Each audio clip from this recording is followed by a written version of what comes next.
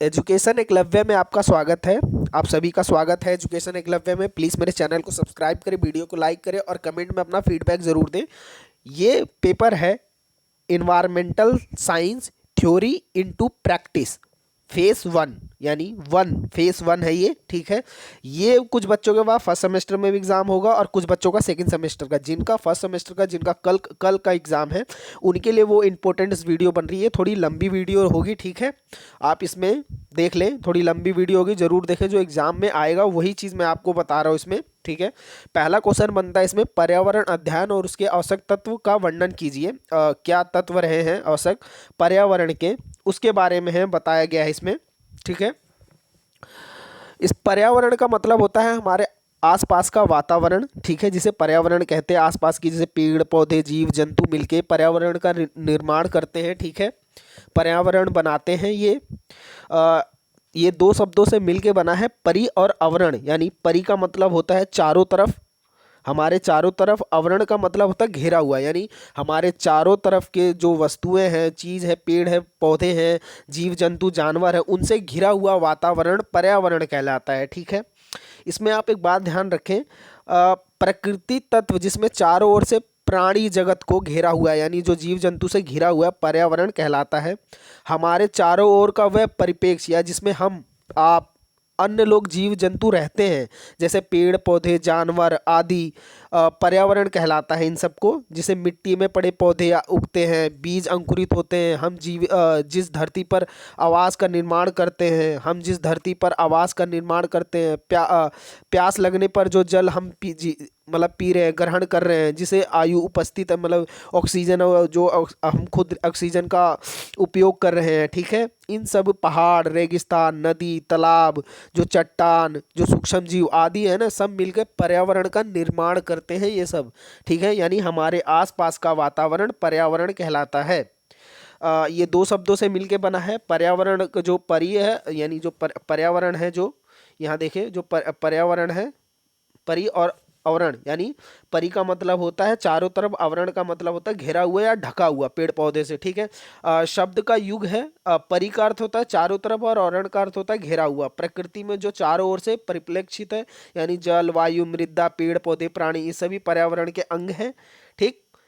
इसमें पर्यावरण शिक्षा का संबंध हर उस पर्सन से है जो कि जीवन काल को प्रभावित करता है, अथवा मूल्य बहुसंस्कृत दृष्टिकोण है जो हमारे प्राकृतिक जगत और मानव पर उसके प्रभाव को संग्रहित में समझाना लिखाना होता है। ये व्यवहारिक विज्ञान है, एक तरीके से पर्यावरण एक विज्ञान की तरफ से होता है, ठीक है। वातावरण है, जीवन रखता है। इसे अंग्रेजी में आप समझ सकते हो इन्वायरमेंटल, आप कह सकते हो ना, इन्वायरमेंटल साइंस। इन्वायरमेंटल साइंस कहते हैं ना। इन्वायरमेंटल का मतलब होता है घेरना, और मेट के चारों तरफ से ही सेम बात है, ठीक है। अब इसमें एक बात और ध्यान रखें, जो पर्यावरण है वो हमारे आसपास का वह घेरा है जिसमें जीवन की समस्त दशाएं अथवा घटक, चाहे वह जैविक घटक हो, मानव हो, पेड़ पौधे जानवर हो, सूक्ष्म जीव हो, ठीक है। ये पहले में जैविक और अजैविक दोनों इसमें आते हैं पर्यावरण में, ठीक है। इसमें दोनों पदार्थ आते हैं, जैविक और अजैविक। जैविक वो होते हैं जिसमें जीवन होती है, अजैविक वो जिसमें जीवन नहीं होती, जैसे लकड़ी के बनाए हुए मेज, इसमें जीवन नहीं होता लेकिन पर्यावरण के पार्ट्स होते हैं, ठीक है। खनिज पदार्थ इत्यादि सब पर्यावरण के पार्ट्स होते हैं। अ, और इस पे आसपास की जो पड़ोस की चीजें होती हैं वो पर्यावरण में आती हैं। वो सभी दशाएं या व्यवस्था, मौसम विभाग, जल, ये सब पर्यावरण में आते हैं, ठीक है, संपूर्ण परिप्रेक्ष्य में आते हैं। अब इसमें आप देखोगे पर्यावरण की जो परिभाषा है, राय कहते हैं पर्यावरण को किसी बाहरी बल के रूप में परिभाषित कर सकते हैं जो हम प्रभावित करता है, जो हमें प्रभावित कर रहा है, यानी जो बाहरी बल है। और जो नेचर है वो एक तरह से बाहरी बल है, ठीक है। पर्यावरण जो है वो बाहरी बल है जिसे हमें प्रभावित कर रहा है।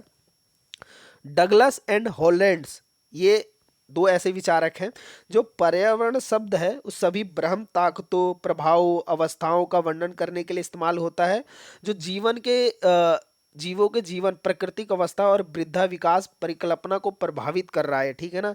मतलब ये जीवन को प्रभावित कर रहा है, व्यवहार को, मतलब आपकी उम्र को प्रभावित कर रहा है, वृद्धि को, विकास को प्रभावित कर रहा है, उसकी परिपक्वता को प्रभावित कर रहा है, ठीक है। वो है पर्यावरण, ठीक है। उसका विषय क्षेत्र देख लो। पर्यावरण अध्ययन कोई एक विषय नहीं है, ये अनेक विषयों का मेल होता है, क्योंकि नेचर को एक तरह से आप नहीं ये कह सकते हैं, समझ सकते हैं नेचर को, क्योंकि नेचर की जो एजुकेशन होती है वो बहुत तरीकों से होती है, ठीक है। ये अनेक विषयों का मेल है जिसमें विज्ञान और सामाजिक अध्ययन दो शामिल होते हैं, ठीक है, दोनों शामिल होते हैं। पर्यावरण के विभिन्न जो पहलू को समझने के लिए जीव, जैसे जीव विज्ञान है, रसायन विज्ञान, भौतिक विज्ञान और भूगोल यानी जियोग्राफी, ठीक है, इन सभी का अध्ययन से पर्यावरण का अध्ययन किया जाता है, ठीक है। ये आप नेचर की फोटो देख सकते हैं। संसाधन प्रबंध, अर्थशास्त्र और जनसंख्या के प्रश्नों को समझना होगा। इस तरह पर्यावरण के अध्ययन का विशेष अत्यंत व्यापक, यानी जो जनसंख्या, जो संसाधन है, जो सोर्सेस होते हैं इस पृथ्वी पे, उन सब का भी हमें समझना होगा। उसके बारे में जानने के लिए हम पर्यावरण का अध्ययन करते हैं, ठीक है। हम पीने के लिए जो रोजमर्रा की दूसरे कामों के लिए पानी का प्रयोग करते हैं, हम हवा और सांस लेते हैं, हम जैसे संसाधनों का प्रयोग करते हैं जिसमें हम भोजन करता है, भोजन बनाता है, मतलब पेड़ पौधे जो भोजन बनाते हैं, हम जो भोजन बना रहे हैं वो हम खा रहे हैं, जो हम जीवन पेड़ पौधों को जीवन के समुदाय पर निर्भर करते हैं जिनमें जीवन का जल बनता है, ठीक है, इत्यादि में हमारे जीवन पर्यावरण को अध्ययन में महत्वपूर्ण भूमिका निभाते हैं। प्रकृति पर हमारी निर्भरता इतनी अधिक हो जाती है कि पृथ्वी के जो पर्यावरण साधनों को साक्ष्य किए बिना हम जीवन नहीं कर सकते। इसलिए अधिकांश प्राकृतिक माँ कह सकते हैं, यानी मदर ऑफ नेचर। हम प्रकृति ऑफ नेचर पे, क्योंकि प्रकृति एक हमारी माँ है जिस पे हम निर्भर रह रहे होते हैं, ठीक है। अब पर्यावरण की ये दूसरा क्वेश्चन बनता है, पर्यावरण के तत्व, ठीक। पर्यावरण के तत्व को ही पर्यावरण, इसमें एक तरह का और एक घटक पूछता है ये, ठीक है। पर्यावरण के घटक पूछेगा या तो पर्यावरण के तत्व पूछेगा, ठीक है। 4 भागों में पर्यावरण को बांटा गया है। स्थल मंडल यानी जो जमीन है, जल मंडल जो जल है, महासागर है, वातावरण जो हवाएं, वातावरण गर्म मौसम, ये आप देखते हो ना, इसे वातावरण, और जीव मंडल यानी हम जैसे इंसान, जीव जंतु, जानवर जो इस पृथ्वी पर रह रहे हैं, पर्यावरण में रह रहे हैं, ठीक है। इन 4 भागों में बांटा गया है। ये क्वेश्चन आता है, ठीक है, पर्यावरण के घटक बताइए या पर्यावरण के क्या तत्व रहे हैं उस पर आता है। आप पर्यावरण को 4 भागों में बांटा, यानी वायुमंडल, वायुमंडल का मतलब होता है हवा, ठीक है, हवा का जो ओजोन परत आती है जिसमें, जलमंडल आप महासागरें, नदियाँ, ठीक है, झरने इत्यादि सब आ जाते हैं जलमंडल में। और स्थल मंडल में आप जमीन, अब जमीन कैसी भी हो, चाहे रेगिस्तान की हो और चाहे धरती हो, उपजाऊ हो, स्थल मंडल में आता है। और जैव मंडल होता है वो, जिसमें जैव मंडल में वो चीज़ें आती हैं जिसमें जीवन हो, ठीक है, जीवन आता हो, जिसमें जीवन, जीव जंतु, इंसान, मनुष्य, पेड़ पौधे, ये सब जीव मंडल में आते हैं, ठीक है। वायुमंडल में आप घटक देख सकते हैं। वायुमंडल ये पर्यावरण का एक प्रमुख घटक है। वायुमंडल में सभी जीवों के जीवन रहने के लिए वायु प्राप्त होती है। वायुमंडल में अनेक प्रकार की भौतिक और रासायनिक क्रिया होती है, जैसे बिजली चमकना, गरजना, इंद्रधनुष, बादल बनना, ठीक है, वायुमंडल में ही तो होता है ये सब। जब बिजली बनना, उसको चमकेगा तो बादल में ही दिखेगा, बादल गरज रहा है, ये वायुमंडल में ही तो हो रहा है। इंद्रधनुष आप देखते हो बारिश के समय में जो दिखता है वो वायुमंडल में ही तो बन रहा है। बादल बनना, ठीक है, प्रभान मंडल, कृत, मारीचिका इत्यादि सब वायुमंडल के पार्ट्स होते हैं, ठीक है, वायुमंडल उसे कहते हैं, ठीक है। अब आता है जलमंडल। ये आप देख सकते हो, ये इमेज भी मैंने लगा रखी है इसमें। अब आता है जलमंडल, ठीक है, जलमंडल जिसमें नदियाँ, तालाब, महासागर, झील ये सब आते हैं। पहाड़, जो बर्फीले पहाड़ हैं वो देखो मैंने ये यहाँ लगा रखा है, ये आप देख सकते हो। जलमंडल का जो चक्र है मैंने बता रखा है, जैसे बर्फ पिघल रही है, ठीक है, वायुमंडल कैसे संचालित कर रहा है, द्रव्य विभाग कैसे काम कर रहा है, ये ऐसे आते हैं, ठीक है। कई बार एग्जामिनर क्या करता है, ये ऐसे जल चक्र पूछता है, इसलिए मैंने चक्र लगा रखे हैं। ये देखिए, ये है पृथ्वी का वायुमंडल का चक्र और ये है जलमंडल का चक्र, ठीक है। एग्जामिनर क्या करता है, ये चित्र दे देगा और इसके बारे में 3-4 क्वेश्चन पूछ लेगा आपसे, ठीक है। ये नए पैटर्न के हिसाब में आ रहा है आजकल पेपर। इसमें जलमंडल में पृथ्वी के 71% भाग पर जलमंडल पाया जाता है। महासागरों में विशाल मात्रा में जल पाया जाता है, परंतु पीने लायक मीठा जल सिर्फ 2.5 के अराउंड ही है पृथ्वी पे। जो हम महासागरों का तो जल पी नहीं सकते, तो सिर्फ हमें नदियों का, झरनों का, ठीक है, और ज़मीन का पानी पीना होता है। भूमंडल जिसे कहते हैं आप, ज़मीन के नीचे जो पाइप बोरिंग करके पानी निकालते हैं उसका ही पानी इस्तेमाल है, वो 2.5 ही है धरती पे, ठीक है। जलमंडल के अंतर्गत सभी प्रकार के जल संसाधन पाए जाते हैं इसमें, ठीक है। जैसे कि नदियाँ, झील, तालाब, समुद्र, महासागर, ये मैंने आपको पहले ही बता दिया। हिमंद भूजल, जल वाष्प, जो पृथ्वी समुद्र से वाष्प हो रहा है, ठीक है, प्रक्रिया हो रही है उस पर। पृथ्वी के उत्तरी गोलार्ध में जो स्थल भाग आदि पाया जाता है, दक्षिण में गोलार्ध में जल की अधिकता अधिक है, ठीक है। अब ये है स्थल मंडल, ये स्थल मंडल का आप इमेज देख लो, ठीक है, स्थल मंडल है ये, उसकी इमेज देख लो कैसी है, स्थल मंडल कैसे है, मतलब भूमि कैसी है अपनी। पृथ्वी के स्थल भाग को स्थल मंडल कहते हैं, यानी जो पृथ्वी का जो हिस्सा है, जितनी जमीन है उसे स्थल मंडल कहेंगे, ठीक है, जिन जमीनों को स्थल मंडल कहते हैं। संपूर्ण पृथ्वी के 29 भाग पर स्थल मंडल पाया जाता है, यानी 29% भाग जमीन वाला हिस्सा है, ठीक है। ये ठोस पदार्थ है, जैसे शैल, चट्टान, पत्थरों से बना हुआ, यानी जो बड़े बड़े पहाड़ देख रहे हो वो भी स्थल मंडल में आएगा। ज़मीनें देख रहे हो वो भी, जो कृषि की ज़मीनें देख रहे हो वो भी, ठीक है ना, जो समतल रोड्स देख रहे हो वो भी स्थल मंडल में आएंगे, ठीक है ना। ज़मीनें जो ठोस पदार्थ में है, शैल में है, चट्टानों में है, वो भी जलमंडल में आती है। धरातल की 3/1 भाग स्थल मंडल के अंतर्गत आता है, यानी इतना बड़ा भाग है। अब आता है जयमंडल, जीवन चक्र। जयमंडल ये देख लो, पृथ्वी के ऊपरी ठोस भाग, और उसके बाद इसमें शामिल है पृथ्वी पर मौजूदा समस्त जल और सभी प्रकार की गैस, जल वाष्प और धूलकण, ये जयमंडल की प्रक्रिया है, ठीक है। आप ये देख लो, मैंने बकायदा लगा रखा है। जयमंडल के अंतर्गत वायुमंडल, जलमंडल, स्थल मंडल आते हैं। जैसे मंडल में ही जीवन की विकास होता रहता है, मनुष्य जिसमें जयमंडल जीवन का विकास, इसमें मनुष्य, पेड़ पौधे, जानवर, जीव, जिसमें जीवन हो, ठीक है ना। जैवमंडल के अंतर्गत वायुमंडल, जलमंडल और स्थलमंडल आते हैं। क्यों? क्योंकि इसके द्वारा ही जीवन बन रहा है, ठीक है ना। मंडल में जीवन का विकास हो रहा है। इसमें जैसे ही जैसे जब वायु नहीं रहेगी आप सांस नहीं ले सकते, जल नहीं रहेगा तब भी आपको मरना है, ठीक है। ठीक है, वायुमंडल और जलमंडल दो महत्वपूर्ण हैं। क्यों? क्योंकि इसमें जीवन आ रहा है, तो ये जैवमंडल अपने आप विकसित हो रहा है। मनुष्य के साथ साथ दूसरे जीव जंतु यानी जानवर, पेड़ पौधे हैं, उनको भी जल और हवा की ज़रूरत होती है। बहुत से पेड़ होते हैं जो ऑक्सीजन, क्या बोलते हैं, ऑक्सीजन देते हैं और कार्बन डाइऑक्साइड एग्जॉर्ब करते हैं, ठीक है ना। कार्बन डाइऑक्साइड की प्रक्रिया वो कैसे होता है? जैवमंडल में ही होता है, जीवन में ही। जैवमंडल की कुल मोटाई 28 किलोमीटर है, ठीक है। इसका आता है। अब इसमें एक क्वेश्चन और बनता है, आपने ये देख लिया, पर्यावरण शिक्षा। एक मिनट, ये क्वेश्चन मैं इसमें डालना भूल गया, ठीक है। पर्यावरण शिक्षा एक क्वेश्चन ये बनता है, इसका ये पर्यावरण अध्ययन का क्या महत्व रहा है वो मैं अब देख रहा हूँ। पहले ना एक क्वेश्चन बनता है इसमें पर्यावरण की जो शिक्षाएं हैं उस पे, मतलब एक ये प्रेजेंट टाइम को जोड़ के बनता है क्वेश्चन, और प्रीवियस में पूछा भी गया था, ये रिपीट होते हैं क्वेश्चन कि मान लो आप एक कॉलेज में हो, आप कॉलेज के विद्यार्थी हो, और बताओ कोई ऐसे कारण बताओ जो पर्यावरण को सुधारे जा सकते हैं, और या ऐसे चीज़ें बताओ जो पर्यावरण की शिक्षा से आप क्या सीख रहे हो, ठीक है ना। ऐसे दो क्वेश्चनों को जोड़ के एक क्वेश्चन बनाया था। एक तो पूछा कि भाई ऐसे कोई मुहिम बताओ, यानी जो आंदोलन चलाओ कॉलेज में, ठीक है ना, मूवमेंट्स चलाओ कि पर्यावरण को कैसे सुरक्षित रखा जाए, ठीक है। पर्यावरण से आपने क्या सीखा, क्या शिक्षा मिली आपको, और कैसे काम कर रहा होता है। ये एक क्वेश्चन छूट गया है सॉरी इसमें, ठीक है ना। वो मैं आपको ऐसे ही रीडिंग करके बता दे रहा हूँ। अब इंट्रोडक्शन थोड़ा बहुत 1-2 लाइन का लिखें, ठीक है। पर्यावरण, पहले तो आप अगर ये क्वेश्चन 2 टाइप से पूछा। पहले टाइप में कि आप पर्यावरण की जो समस्याएं हैं वो कॉलेज में होते हुए कौन से अभियान मतलब चलाएंगे, क्या जागरूकता फैलाएंगे कि पर्यावरण की समस्या को हल करना हो, ठीक है।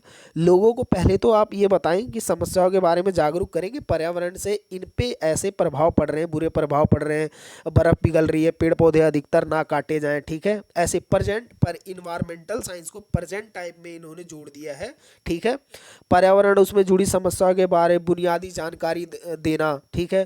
पर्यावरण की प्रति चिंता का दृष्टिकोण विकसित करना कि भाई लोगों को एक सभा बैठाओ और लोगों को बताओ कि पर्यावरण के इसकी वजह से ऐसा हो रहा है और इसमें हमारा जीवन जो है वो संकट में कई सालों में आ सकता है, ठीक है। पर्यावरण समस्याओं की पहचान करने और उन्हें हल करने से संबंधित व्यक्तियों की मदद के लिए कौशल प्राप्त करना होता है, ठीक है ना। एजुकेशन, प्रकृति के साथ सामंजस्य स्थापित करने का प्रयास किया जाएगा, ठीक है। शहरी और ग्रामीण जो क्षेत्रों में होता है, सामाजिक, राजनीतिक और पारिस्थितिक परंपरा निर्भरता के बारे में जागरूक करना पड़ेगा, ठीक है। प्रत्येक व्यक्ति को पर्यावरण की सुरक्षा और सुरक्षा के लिए आवश्यक ज्ञान, मूल्य, दृष्टिकोण, प्रतिबद्धता और कौशलता प्राप्त करने की आवश्यक प्रदान करता है, ठीक है। पर्यावरण के प्रति जो समग्र व्यक्ति को समूह और समाज में नए प्रतिरूपों का निर्माण करना होता है, ठीक है। ये सारी जो है पर्यावरण पे जो क्षति पहुंच रही है उसको कैसे जागरूक करोगे, लोगों को बताओ, एक आंदोलन चलाओ, ठीक है। हर जगह साफ रखो, पेड़ पौधे लगाओ इत्यादि। ये ना प्रेजेंट टाइम में जोड़ के क्वेश्चन पूछ लेता है कि भाई ऐसे आप कॉलेज में पढ़ रहे हो और बताओ आप पर्यावरण के लिए वहाँ अपने कॉलेज में कौन से कार्य करवा सकते हो या कर सकते हो जो पर्यावरण को सुरक्षित रखे, ठीक है। ये मैंने बता दिया। अब आता है इसमें एक प्लस पॉइंट करके क्वेश्चन ऐड करता है, बड़ा बनाता है। पर्यावरण शिक्षा की किन श्रेणियाँ हैं, कितनी है, ठीक है। पर्यावरण शिक्षा के उद्देश्यों की जो श्रेणियाँ रही हैं वो क्या रही हैं, ठीक है। उस पे पर्यावरण पहले जागरूकता होनी चाहिए, व्यक्तियों के समग्र पर्यावरण को जागरूक, समस्याओं के प्रति जागरूक करो कि ये गलत हो रहा है पर्यावरण के साथ, ठीक है। उसको सुधारा जाए, ज्ञान की प्राप्ति हो आपको, ठीक है। जो मतलब जो पर्यावरण में जो समस्या है उसको कैसे खत्म किया जाए उस पर ज्ञान होना आपको चाहिए, उसका दृष्टिकोण होना चाहिए आपसे, आप पे कौशल होना चाहिए, उत्साह होना चाहिए पर्यावरण पर उसको हल करने का कौशल में मदद करना होगा, ठीक है। उसमें भागीदारी आप निभाओ, ऐसी चीज़ें बना के लिखो, भागीदारी आप निभाओ, बढ़ चढ़ के किसी भी पर्यावरण सम्मेलन में आप हिस्सा लो, मदद करो, ठीक है ना। एजुकेशन उस पे, ठीक है ना। अब आता है पर्यावरण, ठीक है। पर्यावरण अध्ययन का क्या महत्व है, क्या महत्व रहा है एजुकेशनल पर्यावरण का, ठीक है। पर्यावरण का अध्ययन में क्या महत्व है हमें। हम दुनिया में रहते हैं जिसमें प्राकृतिक संसाधन सीमित हैं, जैसे जल, वायु, खनिज, तेल, ठीक है, जंगल, संग के मैदान, ये सॉरी घास के मैदान है, सागर, कृषि, ठीक है, मवेशियां से मिलने वाली वस्तुएं, ये सभी क्या है, ये सभी हमारे जीवन के समक्ष व्यक्तियों के अंग हैं। शिक्षा पर्यावरण सहित आज की दुनिया हर चीज का आधार है, ठीक है। शिक्षा पर्यावरण सहित आज की दुनिया में हर चीज का आधार है। पर्यावरण शिक्षा हमें हमारे आसपास की दुनिया से जोड़ती है। देखो मैंने इसमें भी ऐड कर रखा है एजुकेशनल में, इसलिए ये क्वेश्चन दो तरीके से पूछता है। एक तो आप एजुकेशन पे पूछ लेगा कि एजुकेशन में आप कैसे रहे, जो क्वेश्चन बताया वो इसमें ही ऐड कर दिया है मैंने, ठीक है। आपको मोटा मोटा समझा देता हूँ। और उसके बाद इसमें हमारे पर्यावरण आसपास की दुनिया से जोड़ती है, मतलब पर्यावरण है जो आसपास की दुनिया से जोड़ती है, जागरूक बनाती है हमें, वर्तमान स्थिति और प्रकृति के जो भविष्य की जो संभावना है उसके बारे में ज्ञान प्राप्त होता है। पर्यावरण को प्रभावित करने वाले जो मुद्दे हैं उनके बारे में जागरूकता होती है, लोगों के पर्यावरण से जो संबंधित सभी समस्याओं का पता लगता है कि इसमें क्या हो सकता है और मानव पे क्या प्रभाव पड़ सकता है, ठीक है। हम लिख सकता है इसमें संक्षिप्त बुनियादी तरीके से संकलन होता है। चाहे हम कक्षा में प्रवृत्ति लाएं, सीखने के लिए बाहर छात्रों को ले जाएं, पर्यावरण शिक्षा के कई लाभ हैं, इनमें से कुछ नीचे सूचीबद्ध किए, मतलब एजुकेशनल पर्यावरण पे क्या लाभ है वो मैंने इसमें बताया। मतलब इसमें दो क्वेश्चन है आपके बन गए, एक तो पर्यावरण अध्ययन का क्या महत्व है और शिक्षा में पर्यावरण का अध्ययन से क्या महत्व में मतलब क्या लाभ मिल रहा है। पहली कि कल्पना और उत्साह का बढ़ना, कल्पना और उत्साह कैसे बढ़ना कि आप किसी को बचा रहे हो, कल्पना कर रहे हो कि ये कैसे ठीक किया जा सकता है, यानी किसी नेचर को, प्रकृति को, ठीक है। प्रकृति परिप्रेक्ष्य वाले स्थान कलाओं के लिए अपनी उत्कृष्टता प्रवृत्तियों को बनाने के लिए सबसे अच्छे हैं, जैसे कविता, चित्रकला आदि कल्पना सभी उत्पादन है। पर्यावरण शिक्षा एक इंटरएक्टिव लर्निंग है, जो मतलब लंबी लर्निंग है, जो कल्पना को चमत्कारी और चमत्कारात्मक को अनलॉक करती है। यानी पर्यावरण लोगों को अनेक भीतरी छिपे हुए कलाकार की पहचान करती है, जो पर्यावरण है, ठीक है। पर्यावरण शिक्षा के माध्यम से प्राकृतिक आपदाओं के लिए बचाव ड्रिल बेहतर तरीके को से जानना, पर्यावरण की शिक्षा को आदमिक क्षेत्र में छात्र उपाधि की बढ़ती है क्योंकि छात्र अधिक उत्साहित होते हैं और सीखने में लगते हैं। यानी जो पर्यावरण एजुकेशन हमें ये बताती है कि पर्यावरण में जो आपदाएं आ रही है, जो मानव पे समस्याएं हैं, उसको कैसे हल किया जा सकता है, इनको पर्यावरण अध्ययन के ही समय किया जा सकता है। ठीक है, एजुकेशन की शिक्षा अगर आप पर्यावरण की में एजुकेशन की मतलब एजुकेशन में पर्यावरण की जो शिक्षा लोगे उसमें ही आप ये सब सारी चीज़ें सीखोगे कि भूकंप के आने में से क्या कौन सा पर्यावरण अध्ययन किया जाए जिससे आगे जनसंख्या को बचाया जा सकता है, लोगों को बचाया सकता है, भू संकलन हो रही है, जमीनें खसक रही हैं, बाढ़ आ रहे हैं, उनको कैसे, ये सब प्रकृति का अध्ययन में ही हमें सहायता मिलती है। ठीक है ना। अब आता है जागरूकता, दूसरा है शिक्षा में या ध्यान में क्या महत्व है, यानी जागरूकता। हमारे पर्यावरण की सुरक्षा के लिए कोई और कदम उठाने के लिए जागरूकता आवश्यक है, जो कई केवल हमारे पारिस्थितिकीय तंत्र से संबंधित विषयों का अध्ययन कराने संभव है। यानी पौधों में जो जानवरों की जो गतिविधियों का क्या स्थान रहा है, स्थायित्व क्या है, इसमें कैसे प्राप्त किया जा सकता है, यानी ब्रह्मांड में जो गठन करने वाले घटक क्या हैं, आज दुनिया हमारे क्या मुद्दे रहे हैं, हम अपने दीर्घकालीन अस्तित्व को कैसे सुनिश्चित कर सकते हैं, यानी जो बाढ़ भूकंप पीड़ित से कैसे सुरक्षित रह सकते हैं हम उनसे, आदि का उत्तर केवल सभी तभी दिया जा सकता है जब पर्यावरण के बारे में जानना और ज्ञान को व्यवहारिक रूप से लागू करना होता है। यानी कि जो पर्यावरण है उसमें केवल हमारी परिस्थिति के तंत्र में से, जैसे कि पौधों के बारे में जानना, आप जानोगे नहीं पर्यावरण के बारे में तो आपको दिक्कत हो। यानी इसमें मेडिकल साइंस भी काम आ जाती है, यानी जो पर्यावरण जो प्रकृति से जो दवाइयाँ बनाई जाती हैं, ठीक है ना, वो भी काम आती हैं। आप जब प्रकृति के बारे में जानोगे ही नहीं, नेचर के बारे में, तो आप क्या मेडिसिन बनाओगे। ठीक है, उसके बारे में जागरूकता बढ़ावा मिलता है हमें। ठीक है, ब्रह्मांड का गठन करने का क्या घटक है उसके बारे में जानकारी मिल जाती है, आज दुनिया के सामने क्या मुद्दे रहे हैं पर्यावरण के उसकी जानकारी मिल जाती है। ठीक है, अब आता है स्वास्थ्य पे, तीसरा पॉइंट है स्वास्थ्य पे। पर्यावरण की कमी के साथ शारीरिक और मानसिक दोनों स्वास्थ्य स्वाभाविक होते हैं। क्यों? क्योंकि अगर पर्यावरण ही नहीं रहेगा तो आपका स्वास्थ्य तो खराब होना ही है। आप कैसे अपने स्वास्थ्य को बचा लोगे, इसमें आप बचा ही नहीं सकते। ठीक है, उसमें आप पर्यावरण को बचा ही नहीं सकते।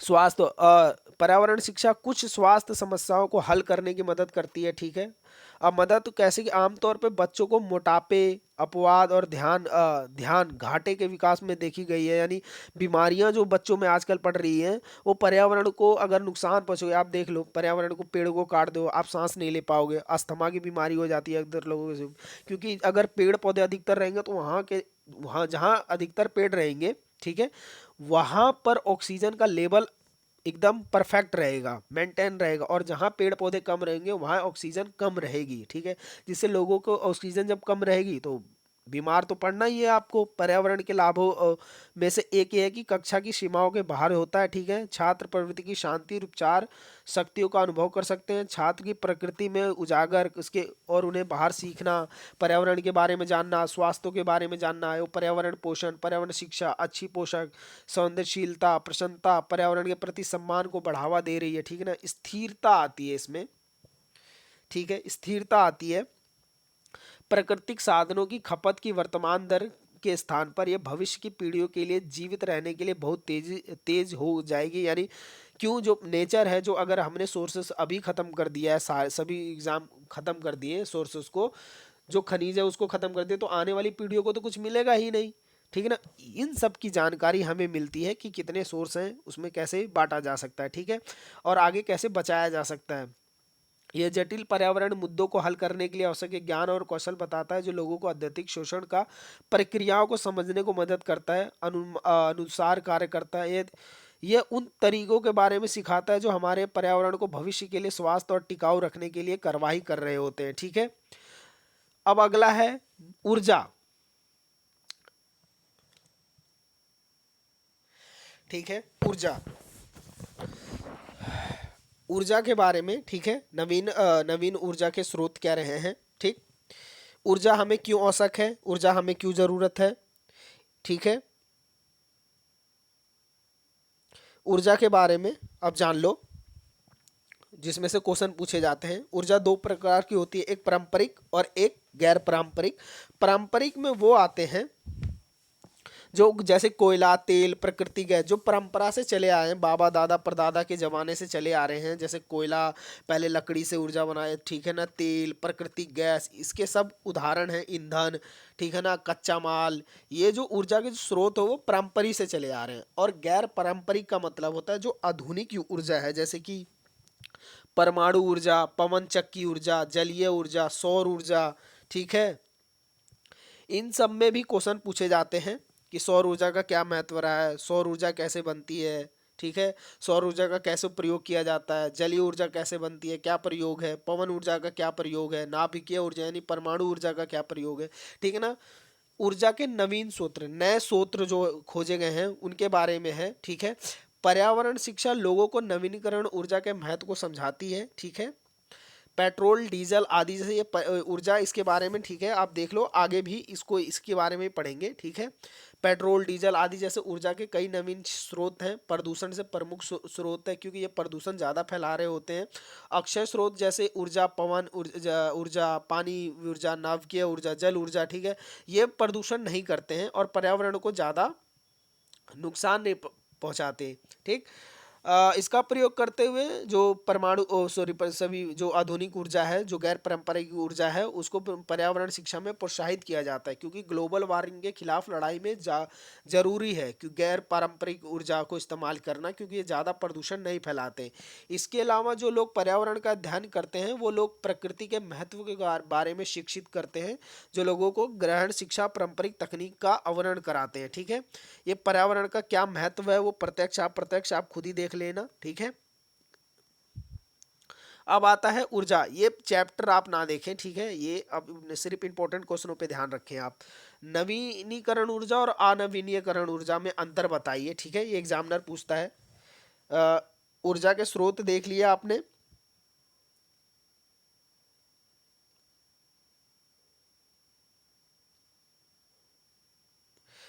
इसमें एग्जामिनर एक और क्वेश्चन पूछता है, ठीक है, बढ़ती ऊर्जा की आवश्यकता क्यों है, हमें क्यों जरूरी है ऊर्जा, ठीक है। ऊर्जा, बढ़ती ऊर्जा, ऊर्जा के लिए, जैसे कि वैश्वीकरण के लिए हमें जरूरी है, ठीक है। आप इसमें एग्जामिनर जब पूछे ऊर्जा हमें जरूरी क्यों है, क्यों आवश्यक है ऊर्जा की जरूरत क्यों है, क्योंकि दुनिया भर में जो ऊर्जा है, अगर ऊर्जा नहीं होगी तो इंडस्ट्रियल एरिया का काम नहीं होगा, औद्योगिकरण नहीं होगा, वैश्वीकरण की जो प्रक्रिया नहीं चलेगी, बिजली घर मतलब आपके घरों में लाइट नहीं आएगी, क्योंकि वो भी तो ऊर्जा का ही एक सोर्स है, ठीक है। तो इत्यादि में हमें आवश्यकता क्यों है ऊर्जा की बारे में एग्जामिनर पूछता है, ये ऐड करके क्वेश्चन पूछता है, ठीक। तो किसी भी क्वेश्चन में अगर ये ऐड होता है कि ऊर्जा की आवश्यकता क्यों है, तो प्लीज बताएं कि ऊर्जा भाई वैश्वीकरण के लिए इस्तेमाल होती है, ठीक, औद्योगिकरण के लिए, विशेष रूप से उभरते जो बाजार होते हैं, इंडस्ट्रियल एरिया होते हैं, उसमें ऊर्जा इस्तेमाल होता है। संपत्ति में वृद्धि, विशेष रूप से उभरते बाजारों में अर्थव्यवस्था को बढ़ाने में ऊर्जा का प्रयोग होता है, ठीक है। इत्यादि में हमें ज़्यादा वो चाहिए। अब स्रोत में आपने देख लिया, ऊपर स्रोत में ऊर्जा के स्रोत क्या रहे हैं, पारंपरिक और गैर पारंपरिक में आपने देखा ये ऊर्जा के स्रोत हैं। वो ऊपर जो हमने डिस्कस किया है, ये जो डिस्कस किया था ना हमने, ये डिस्कस किया है ना, पारंपरिक और अपारंपरिक, ये ऊर्जा के स्रोत ही हैं। देखो मैंने यहाँ नीचे लिख भी रखा है ऊर्जा के स्रोत, ये मैंने आपको बता दिया है, ठीक है ना। सोर्स क्या रहे हैं आपके। अब आता है क्वेश्चन अगला, ऊर्जा के नवीनीकरण और अनवीनीकरण में अंतर बताइए, ठीक है ना। ऊर्जा के स्रोत में के क्या अंतर किए। नवीनीकरण संसाधन वो होते हैं जिसमें नवीन स्रोत एक प्राकृतिक स्रोत है, नवीनीकरण जिसका यदि निर्वाहनीय प्रयोग किया जाए तो प्रयोग के बाद उन्हें दोबारा प्राप्त किया जा सकता है। यानी नवीनकरण ऊर्जा ऐसी होती है, जैसे मान लो एक बार आपने उस ऊर्जा को इस्तेमाल किया, फिर वो क्या करो, वो दोबारा रिसाइकल करके फिर दोबारा उसको ऊर्जा का प्रयोग किया जा सकता है इसमें, ठीक है ना। नवीनकरण यानी नई ऊर्जा की खोज, एक तरह से आप मान सकते हैं कि दोबारा प्रयोग किया जा सकता है। हमारा जो परितंत्र है ना, परितंत्र संसाधन उत्पादक संसाधक के रूप में जो काम करता है, इस परितंत्र को चलाने वाली प्रमुख शक्तियां और ऊर्जा ही है। जैसे जो जंगलों, घनाशों के मैदान, यानी जो घासों के मैदान है, सॉरी ये गलत लिख गया, जलीय जो परितंत्र है उसकी वृद्धि के लिए ऊर्जा प्राप्त करती है, ठीक है ना। जो सोर्स, नए सोर्स खोजे जाएं, ठीक है ना, नई चीजें जिनको दोबारा प्रयोग किया जा सकता है, ठीक है, उनको नवीनीकरण ऊर्जा कहा जाता है, ठीक है ना। और अनवीनीकरण ऊर्जा संसाधन, ऐसे संसाधन जो एक बार प्रयोग होने पर नष्ट हो जाते हैं, ठीक है। जैसे कि गैस, आप एक गैस सिलेंडर देखते हो ना, आप भराते हो और एक बार प्रयोग किया, दोबारा तो प्रयोग नहीं कर सकते। लेकिन सौर मंडल, जो सौर प्रयोग है, सौर मंडल जो सौर ऊर्जा है, पवन चक्की है, इनको आप क्या करोगे, एक बार हो गया काम आपका, मान लो पवन चक्की से काम चल रहा है, बल्ब जल रहा है, हवा चल रही है, दोबारा प्रयोग हो रहा है, फिर चल रहा है, फिर प्रयोग हो रहा है उसका, ठीक है ना। ये है अनवीनीयकरण ऊर्जा, ठीक। अ, और अनवीनीयकरण जिसको, सॉरी, अनवीनीकरण ऊर्जा में वो आते हैं जिनका प्रयोग आप नहीं कर सकते दोबारा, और नवीनीकरण में आता है आधुनिक ऊर्जा, जैसे कि पवन चक्की, जल चक्की, ठीक है, जल ऊर्जा, पवन ऊर्जा, परमाणु ऊर्जा, ये नवीन वाले में आते हैं। और अनवीन वाले में आते हैं कोयला, पेट्रोल, गैस, ठीक है, इत्यादि आते हैं अनवीनीकरण। अनवीनीकरण का मतलब होता है कि आप इस संसाधन को दोबारा प्रयोग नहीं कर सकते, एक ही बार प्रयोग किया जा सकता है इस पे, और दोबारा नहीं किया जा सकता है, ठीक है, इसका प्रयोग दोबारा नहीं किया जा सकता है। प्राकृतिक संसाधन में अक्षय संसाधन और क्षय संसाधन में, जैसे कि अक्षय में उदाहरण के लिए सौर ऊर्जा, पवन ऊर्जा, ज्वालीय ऊर्जा, वर्षा वाला ऊर्जा, ठीक है ना, जो बारिश से बनाई जाती है। और ये संसाधन में नवीनीकरण जो संसाधन होते हैं सभी प्रकार के प्राणी पादक मानक होते हैं, यानी जो मनुष्य द्वारा बनाए गए होते हैं, जिसमें खनिज, धातु, पेट्रोल और कोयला, प्राकृतिक गैस यानी अनवीनीय संसाधन में आते हैं, ठीक है ना। ये डायग्राम आप बना के समझाएंगे तो परफेक्टली एग्जामिनर आपको अच्छे मार्क्स देगा, ठीक है। अब नवीनीकरण संसाधन, ठीक है, में जो नवीनीकरण संसाधन में वन जो संसाधन है उसके बारे में, ठीक, थोड़ा सा और आप इसके बारे में जान लो, नवीनीय और अनवीनीय में। नवीनीकरण ऊर्जा के जो लाभ आप जान लो जो नवीनीकरण के हैं। पहला लाभ आप इसमें लिखेंगे कि जो नवीनीकरण ऊर्जा है असीमित मात्रा में उपलब्ध होती है, ठीक है, इसका प्रयोग निःशुल्क होता है। नवीनीकरण ऊर्जा में कम या शुल्क कार्बनिक उत्सर्जन होता है, इसलिए उन्हें हरित और पर्यावरण अनुकूल माना जाता है। यानी जो नवीनीकरण न्यू ऊर्जा है जिसमें सौर ऊर्जा शामिल है, ठीक है, जल ऊर्जा शामिल है, ठीक, उनमें क्या है, प्रदूषण कम होता है और अधिकतर दोबारा प्रयोग किया जा सकता है, ठीक है। नवीनीकरण ऊर्जा संसाधन हर देश में पाए जाते हैं, इसीलिए ये हर देश को ऊर्जा क्षेत्र में आत्मनिर्भर और विकसित बनाती है, जिसमें ऊर्जा की प्रकृति के लिए किसी तरीके से देश में निर्भर करना कम हो जाता है। और नवीनीकरण ऊर्जा के स्रोत के उपाय में आप स्थानीय विद्युत आपूर्ति का खपत कम हो सकती है, यानी जो जो खनन है उसको नवीनीकरण में कम किया जा सकता है, ठीक है। नवीनीकरण ऊर्जा से के जो स्रोतों के उपकरणों में संयंत्रों के निर्माण के लिए, शस्त्रों के निर्माण के लिए आप कह सकते हैं, जो आधुनिक हथियार बनाए जा सकते हैं उसका प्रयोग किया जा सकता है।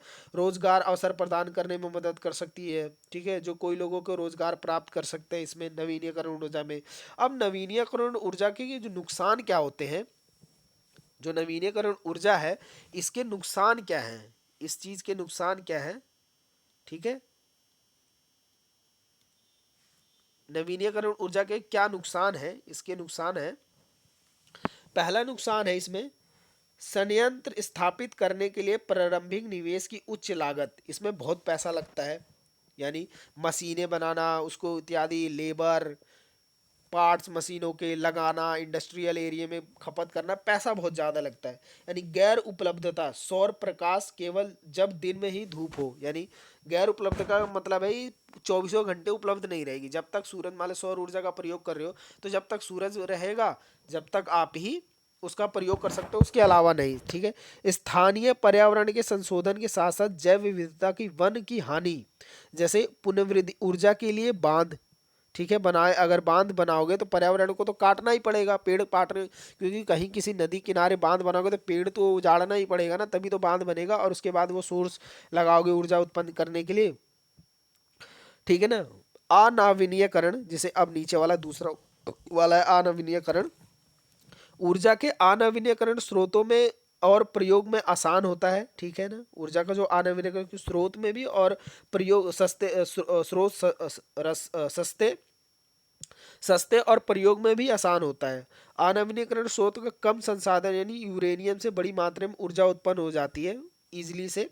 ऊर्जा का नवीनीकरण क्या नुकसान क्या है? ये बहुत पहले पोल्यूशन अनवीनीकरण में जो कोयला वोयला जलते हैं वो बहुत पोल्यूशन बढ़ाते हैं, ठीक है। ऊर्जा के अनवीनीकरण स्रोत सीमित है, यानी सीमित कम है ये स्रोत, और एक दिन समाप्त हो जाएंगे। इस प्रकार उनकी कीमत बढ़ती रहेगी और किसी के लिए सुलभ और उपलब्ध नहीं होंगे, ठीक है ना। अनवीनीकरण में इसका प्रयोग पर्यावरण के अनुकूल नहीं होता है। क्यों? क्योंकि ये जहरीली गैस छोड़ते हैं और जो गंभीर पर्यावरण परिस्थितियां पैदा करते हैं, ठीक है। इसमें अब आपने अंतर अंतर तो देख लिया, बाकी सब कुछ देख लिया। अब है नवीनीकरण ऊर्जा, आगे हम देखते हैं, ठीक है। ये आपने आप इस पे तो लिख ही सकते हो आप, ठीक ठीक। अब एग्जामिनर एक क्वेश्चन पूछता है इसमें, भाई सौर ऊर्जा के बारे में बताओ, कोयला धन के बारे में बताओ, समुद्र ऊर्जा के बारे में बताओ, ठीक है ना, हाइड्रोजन ऊर्जा के बारे में बताओ। ऐसे कुछ क्वेश्चन पूछता है, ठीक।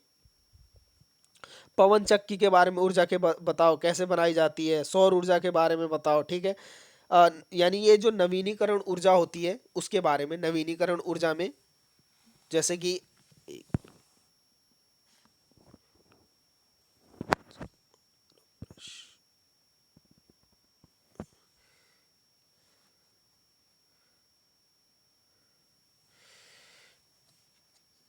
ठीक, जैसे कि सौर ऊर्जा, इधर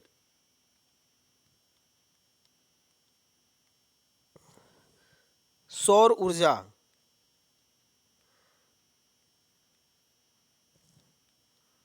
सौर ऊर्जा उसके बारे में बताओ, ये इसमें पूछता है, ठीक है एग्जामिनर। सौर ऊर्जा के बारे में, ये नवीनीकरण वाले में आता है, ये इसी के सोर्स हैं, ठीक है। ये इसके ही सौर सौर ऊर्जा, ठीक है। यहाँ देख लिए, यहाँ सौर ऊर्जा है, पवन ऊर्जा है, ज्वारीय ऊर्जा है यानी हाइड्रोसिल ऊर्जा है, वर्षा ऊर्जा है, ठीक है, इत्यादि के बारे में एग्जामिनर यहाँ पूछता है, ठीक है। तो आप इसमें क्या लिखोगे, पहले सौर ऊर्जा का अगर पूछता है तो ये सौर ऊर्जा का मतलब है सूरज से मिलने वाली ऊर्जा, जो तकनीक से, किसी तकनीक से बनाई जा रही है, ठीक है। सूर्य से ऊर्जा से अन्य सभी रूपों के लिए प्रत्यक्ष और अप्रत्यक्ष रूप से ऊर्जा परम स्रोत माना जाता है, यानी परमानेंट स्रोत माना जाता है सिर्फ दिन में। सूर्य के अंदर क्या होने वाले, परमाणु संकलन के अभिक्रिया में गर्मी प्रकाश के रूप में अत्यधिक हो जाती है, तेजी से गर्मी पड़ेगी, सूर्य ऊर्जा, ठीक है ना, अधिकतम तेजी। अब देख तो गर्मियों में एकदम पसीने पसीने से गीले हो जाते हैं, कितनी ऊर्जा फेंकते हैं गर्मी से, ठीक है। उसका प्रयोग ऊर्जा में कर देते हैं, ठीक है ना। पृथ्वी पर लगभग 1.5 kgm साइंस M2T ऊर्जा प्राप्त होती है, ठीक है। अब इसके सौर ऊर्जा के क्या लाभ हैं, इसके लाभ क्या रहे हैं सौर ऊर्जा के लाभ। अब पहला लाभ लिखेंगे सौर ऊर्जा में, सूर्य द्वारा उत्पादित ऊर्जा में नवीनीकरण ऊर्जा स्रोत का उदाहरण है, ठीक है। यह हमें बिल्कुल मुफ्त मिलती है, इसमें मृदा पैदा करने और पर्यावरण का प्रदूषण नहीं होता, ठीक है ना। इसमें विद्युत पैदा करने में, दूसरा है, पहले तो ये मुफ्त मिलेगी, दूसरा है इसमें वृद्धा मतलब वो करने में पूरा का पूरा आपको कोई प्रदूषण नहीं फैलेगा। इसका प्रयोग दूरस्थ ग्रामीण और अलग थलग क्षेत्रों में भी किया जा सकता है, यानी दूर क्षेत्रों में भी किया जा सकता है। इसका तीसरा पॉइंट लाभ है, ठीक है। मतलब विद्युत आपूर्ति नहीं की जा सकती, मतलब विद्युत जहाँ मतलब बिजली की तारें नहीं पहुँच सकती वहाँ सूर्य की ऊर्जा से काम चलाया जा सकता है। अधिकांश सौर ऊर्जा प्रणाली का जीवन काल लगभग 30 से 40 वर्ष का होता है, ठीक है। अधिकांश सौर ऊर्जा जो प्रणाली होती है उसमें जीवन काल के दौरान, ठीक है, जीवन काल के दौरान इसमें क्या हो रहा है, दौरान रख रखाव के साथ ही कोई आवश्यक होती है, अथवा इसमें अतिरिक्त धन लगने की आवश्यकता नहीं होती है सौर ऊर्जा में, ठीक है। ज़्यादा पैसा देना नहीं होता, आसानी से चीज़ें उपलब्ध हो जाती हैं। ऊर्जा, सौर ऊर्जा प्रणाली पर अब विचार किया जा रहा है, क्योंकि इसे प्रेजेंट टाइम में इसलिए विचार किया जा रहा है क्योंकि इसमें डिज़ाइन किया जा सकता है इसे, मतलब इसके अनुसार इसे डिज़ाइन किया जा सकता है। उदाहरण के लिए बाहरी प्रकाश व्यवस्था को सौर में परिवर्तित किया जा सकता है। फोटो वोल्टिक ऊर्जा के उत्पादन के अलावा सौर ऊर्जा के कई अन्य उपाय हैं, जैसे सौर कुकर, सौर जल ताप प्रणाली, घरों का निष्क्रिय तौर पर ताप में वृद्धि इत्यादि के बारे में लाभ है, ठीक है ना। और सौर ऊर्जा का क्या नुकसान है, ठीक है।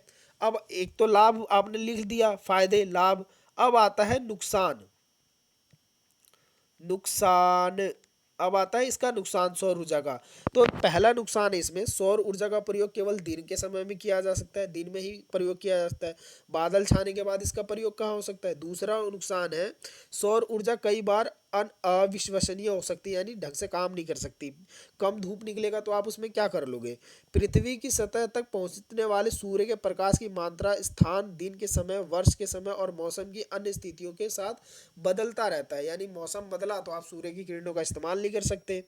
ट्रांसमिशन एक बाधा बन चुका है, इसका समाधान निकाला होगा। प्रारंभिक लागत अधिक है इसमें, ठीक है। जो शुरू में जैसे सौर पैनल, सौर सेल, संग्रह, निर्माण तुलनात्मक रूप से महंगे होते हैं इसमें। इसमें खास ग्रेड के सिलिकॉन का इस्तेमाल होता है जो महंगा होता है, जिसमें प्रयोग किया जाता है, इसमें महंगा होगा। इसमें चूंकि चांदी का प्रयोग सेलों के आसपास जोड़ने के लिए किया जाता है, इसलिए इसे अधिक महंगी होंगी, ठीक है। इसका उत्पादित जो धारण डीजी है, जिसमें एसी में बदलने का डीसी और एसी में जो डीसी से एसी में बदलने का जो प्रक्रिया होती है वो बहुत महंगी है, ठीक है। इसमें महंगा ये है कि सौर ऊर्जा जो स्टेशनों का निर्माण बहुत महंगा है, और वो पारंपरिक विद्युत स्टेशनों के आकार के समान विद्युत उत्पादन नहीं कर सकते। मतलब सौर ऊर्जा से आप अधिक बिजली आप नहीं बना सकते, ठीक है। रात के समय ऊर्जा आवश्यकता को पूरा करने के लिए दिन में सौर ऊर्जा में बैटरियों को चार्ज किया जाएगा, तभी प्रयोग होता है। अब आता है अगला है पवन, ठीक है। पवन चक्की, सॉरी पवन चक्की कह रहा हूं मैं, ठीक है। पवन ऊर्जा, ये है आपकी पवन ऊर्जा, ये है पवन ऊर्जा आपकी, ठीक।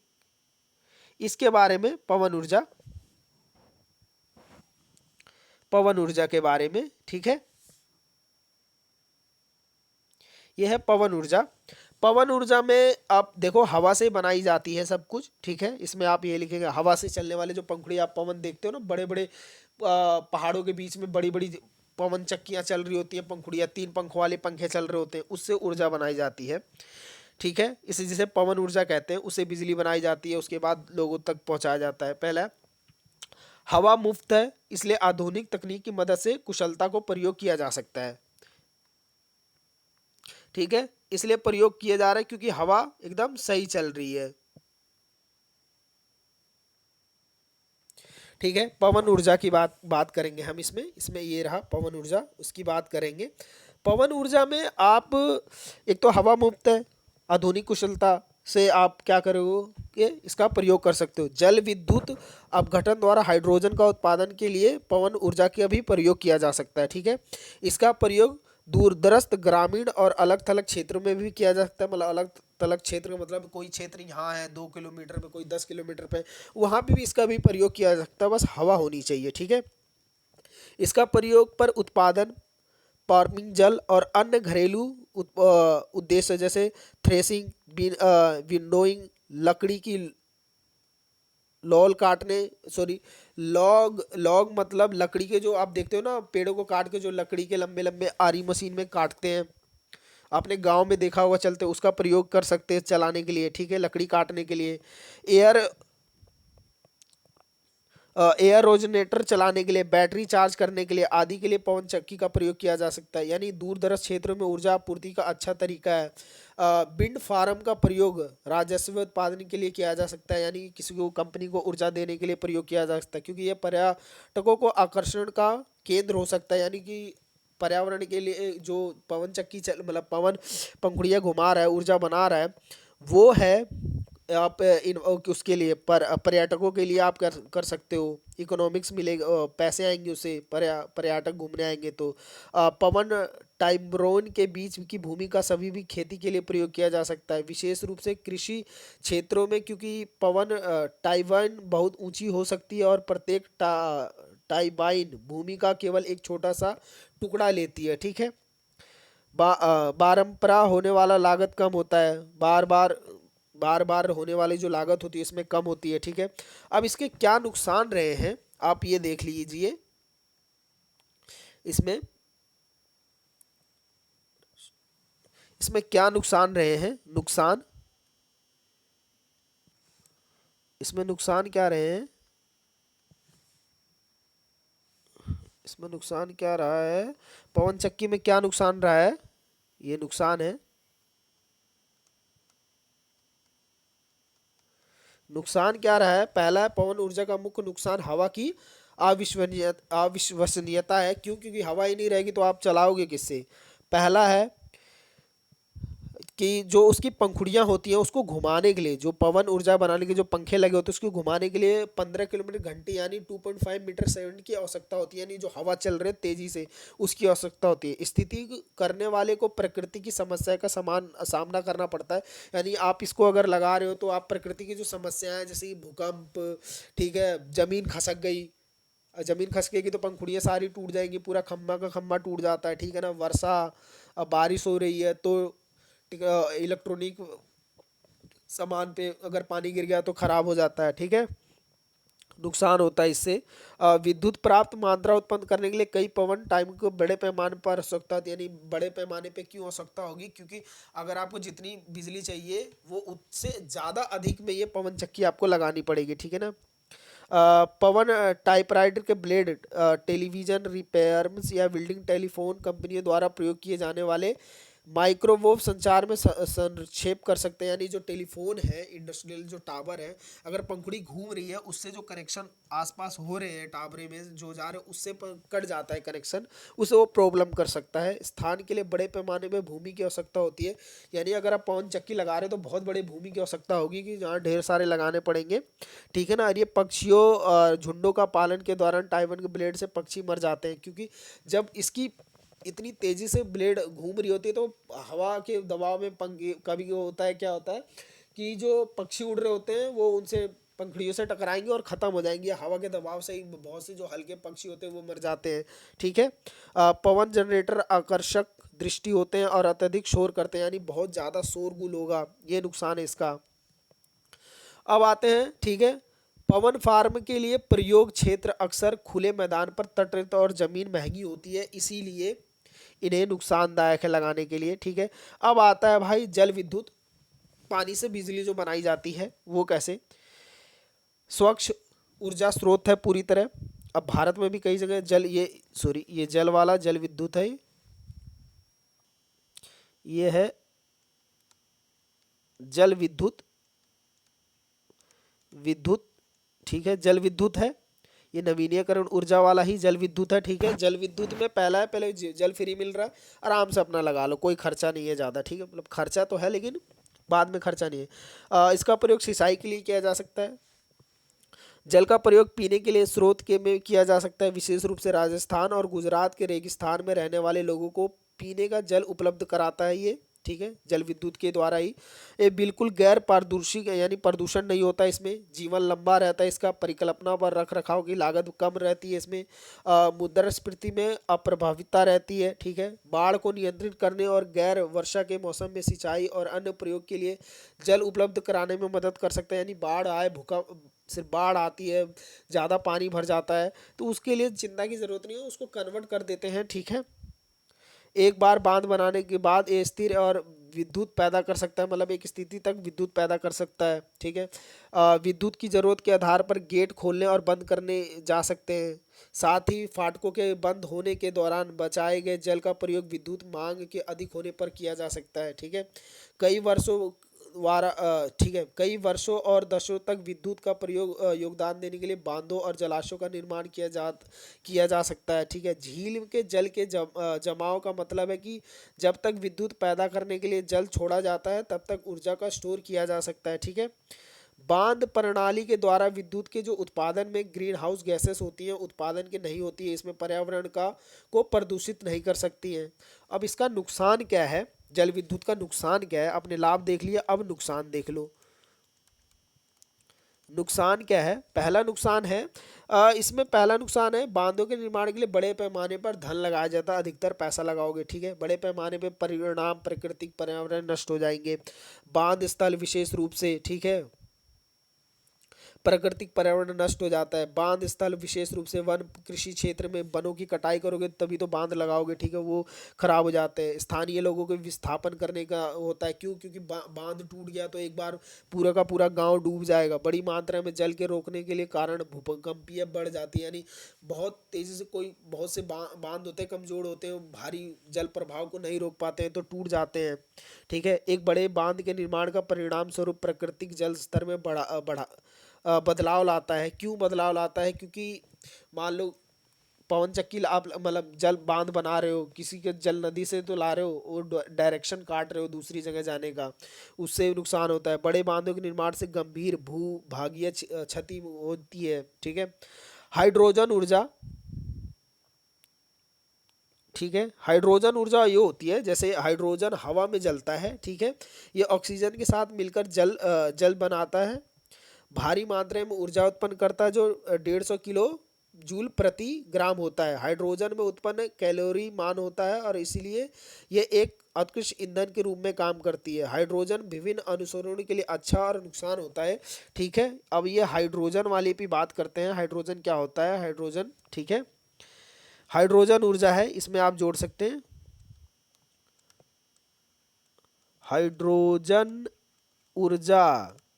ये क्वेश्चन है किस पे बनता है, हाइड्रोजन ऊर्जा, ठीक है। इसके लाभ देख लो, ये शॉर्ट नोट्स में आ जाता है।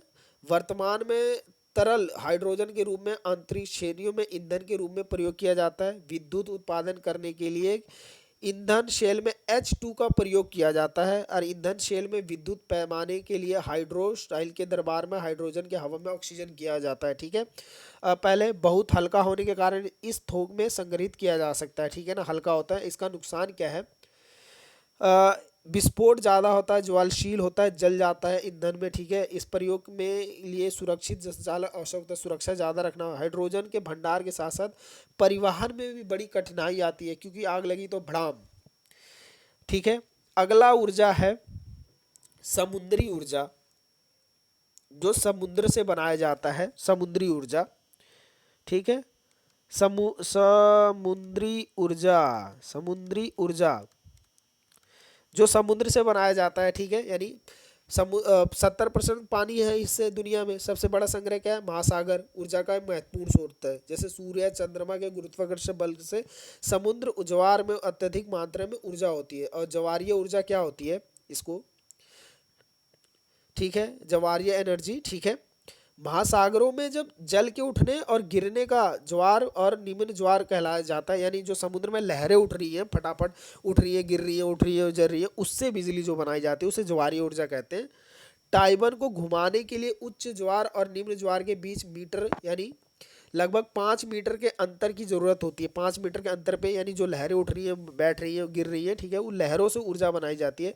इसमें ज्वारीय ऊर्जा बगैर निर्माण करने के ज्वार में, इसमें ज्वारीय ऊर्जा का प्रयोग किया जाता है। ज्वार ऊर्जा के द्वार जो समुद्र जल है बैराज के बारे में प्रवाहित होते हैं, जिसमें टाइमन घूमने के उसमें जर्नल से विद्युत उत्पन्न हो रही है, जिसमें निम्न ज्वार के पे समुद्र कम होता है, जो ज्वार मतलब अधिकतर बढ़ावा दे रहा है, ठीक है। कैसे बनाई जा रही है ऊर्जा उसकी? महासागरीय ऊर्जा की जो तरंगे होती हैं, जो लहरें उठ रही हैं, उससे बनाई जा रही है, ठीक है। इसका लाभ क्या होता है? इसमें महासागरीय तट ऊर्जा और ज्वारीय ऊर्जा मुक्त और स्वच्छ ऊर्जा होती है, प्रदूषण नहीं फैलाएंगी। महासागर प्रणाली द्वारा विद्युत के उत्पादन में ग्रीन हाउस गैसेज का उत्सर्जन नहीं होता है, जिसमें ये पर्यावरण को प्रदूषित नहीं करती, ठीक। ऊर्जा ग्रहण और रूपांतरण तंत्र से तटरेखा की रक्षा करने में मदद करती है।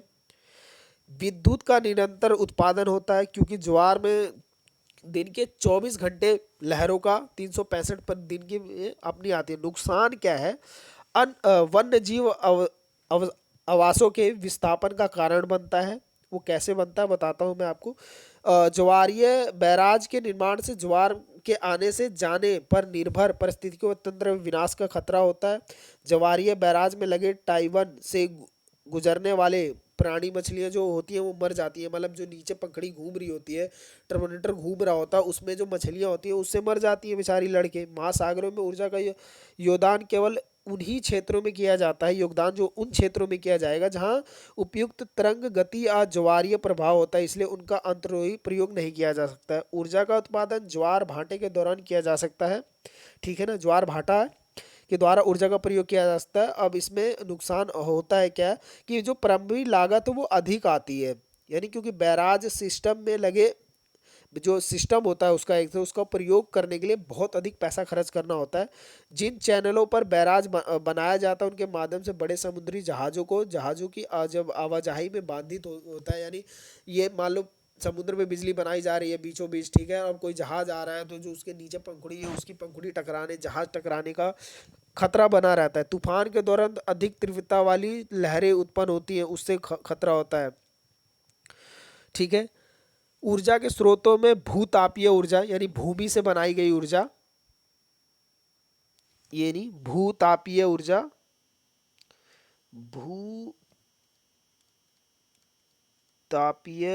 ऊर्जा, ठीक है, भूतापीय ऊर्जा इसमें है आप पृथ्वी के अंदर मौजूद जो गर्म चट्टानें उत्पन्न होती है ना उससे बनाई जाती है भूताप, यानी भू से मतलब भूमि और तापीय मतलब ताप, हीट, ठीक है ना, एनर्जी। भूतापीय जो गर्माहट होती है ना भूमि के अंदर जमीन के अंदर उससे बनाई जाने वाली ऊर्जा होती है, ठीक है। चट्टानों के अंदर वास्तविक रूप से मौजूद रेडियोधर्मी पदार्थ विद्यमान प्रक्रिया के माध्यम से इस गर्मी को उत्पन्न करते हैं। यह ऊर्जा भाप या गर्म जल के द्वारा में या तो पृथ्वी का सतह से या दरारों के माध्यम से प्राकृतिक गीजर के रूप में जमीन पर निकाली जाती है। जैसे मणिकुलम, कुल्लूम और हरियाणा में ये ऐसे कुछ जगह हैं, जैसे हरियाणा, सुहाना इत्यादि में ये ऊर्जा बनाई जाती है। जैसे ऊर्जा को बाहर निकालने के लिए कोई जगह नहीं मिलती, उसे कृत्रिम रूप से गर्म चट्टानों और सुराख के भाप के माध्यम से, जल के माध्यम से करके निकाला जाता है। इसका क्या लाभ होता है, भूतापीय ऊर्जा का बार बार प्रयोग और पुनः प्रयोग किया जा सकता है, ठीक है। इस प्रकार यह जीवन यापन ऊर्जा संसाधन है। भूतापीय ऊर्जा स्वच्छ और स्रोतों से एक है क्योंकि इसमें विद्युत पैदा करने के लिए जीवन ईंधन का प्रयोग किया जा सकता है। उच्च ताप का जो स्रोत होता है पृथ्वी के कोर से आने वाली ऊर्जा अत्यंत शक्तिशाली होती है, जिसमें भूतापीय यंत्र विद्युत उत्पन्न करने वाली शक्ति होती है। अब इसका नुकसान क्या होता है, भूतापीय ऊर्जा का प्रयोग करने के लिए एक अच्छी जगह खोजने की ज़रूरत होती है जहाँ निरंतर पर्याप्त मात्रा में गर्म भाप को मौजूद हो, इसलिए भूतापीय ऊर्जा उत्पादन के लिए अभी क्षेत्र उपयुक्त नहीं होते हैं। भूतापीय ऊर्जा में नुकसान दूसरा क्या है कि ये स्थापित करने के लिए बड़ी पूंजी की आवश्यकता नहीं है। जो भी आप लगाओगे ऊर्जा उस पर करने के लिए उसमें खर्चा आपको करना ही पड़ेगा, अधिकतर पूंजी प्रयोग करना पड़ेगा। भूतापीय साइट को अंतिम रूप देने के लिए ड्रिलिंग और परीक्षण की आवश्यकता होती है, इसमें बहुत धन की आवश्यकता होती है। अब बायो ऊर्जा, ठीक है, ऊर्जा के बायो ऊर्जा में कैसे क्या काम करता है, कैसे बनता है उसके बारे में।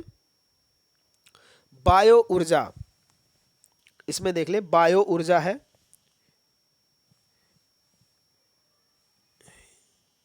ये है बायो ऊर्जा,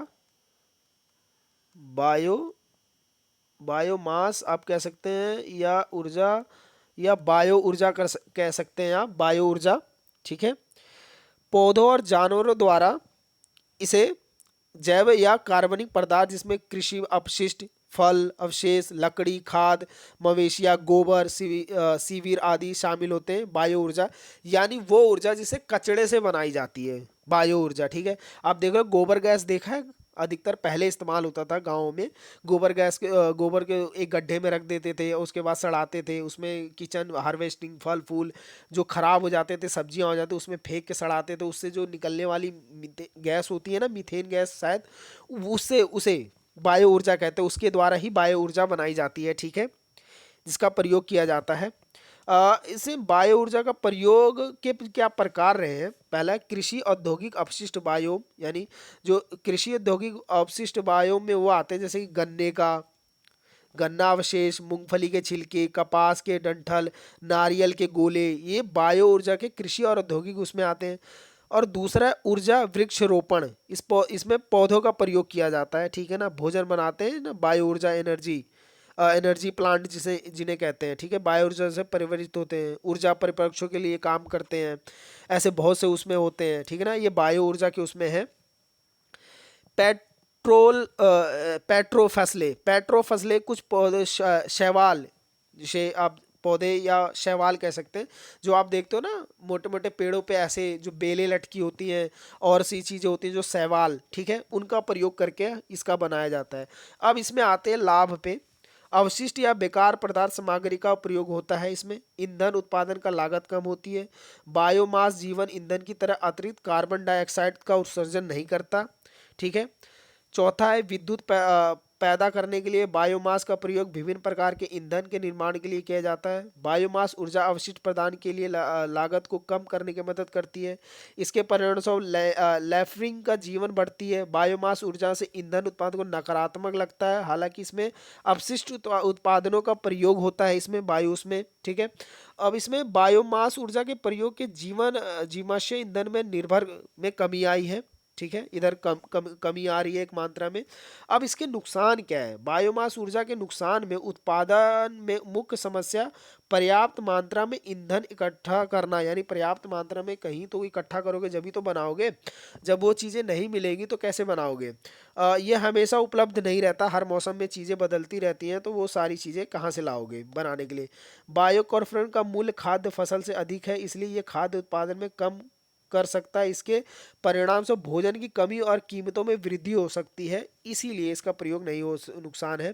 इसमें वायु प्रदूषण पैदा करने वाले ग्रीन हाउस गैसेस का प्रदूषणों को उत्साहन होता है कि बायोगैस जो बन रही है वो लीकेज होगी तो उससे पर्यावरण को नुकसान पहुंचेगा, ठीक है। अब आता है अगला क्वेश्चन। अब ये अनवीनीय वाले में, इसमें कौन से बनते हैं अनवीनीय वाले में, इसमें ठीक है, इसमें आता है कोयला। कोयले से आप लोग सभी लिख सकते हो, यानी जीवन ईंधन में बायोगैस की ऊर्जा की मात्रा ये है कोयला, कोयले में कोयला, ठीक है। कोयले के बारे में लिखना है, इसके बारे में आप देख लो, ये कोयला है, कोयले के बारे में आप लिखोगे कोयला, ठीक है।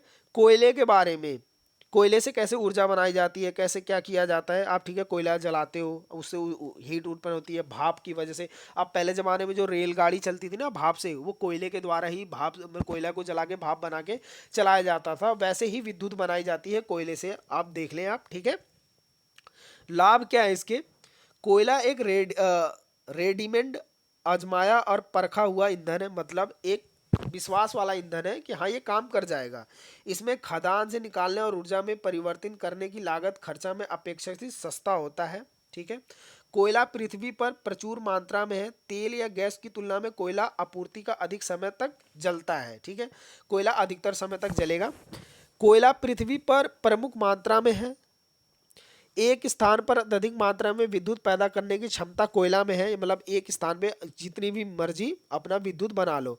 कोयले का ऊष्मीय मान अधिक होता है, यानी जो ऊष्मीय मान का मतलब है जो ऊर्जा पैदा करने का मान होता है वो अधिक होता है इसमें। पूरी दुनिया को ऊर्जा आपूर्ति करने का विशाल क्षमता कोयले के पास होता है, यानी पूरी दुनिया को ये क्या करता है, खुद को जल के अपना रोशन कर सकता है, ऊर्जा बना के दे सकता है। जीवन ईंधन में ऊर्जा आपूर्ति के लिए आधारभूत संरचना पूरी तरह से विकसित होता है कोयले में, ठीक है।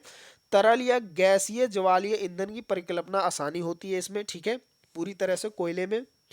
कोयला अन्य ईंधनों की तुलना में अत्यधिक स्थिति में होते हैं, गैर पारंपरिक ऊर्जा की तुलना में कोयला लगभग स्रोत होता है, ठीक है। अब इसका नुकसान क्या है? कोयला जलेगा तो प्रदूषण होगा, ठीक है, अत्यधिक दोहन में इसकी कमी हो जाएगी, ठीक।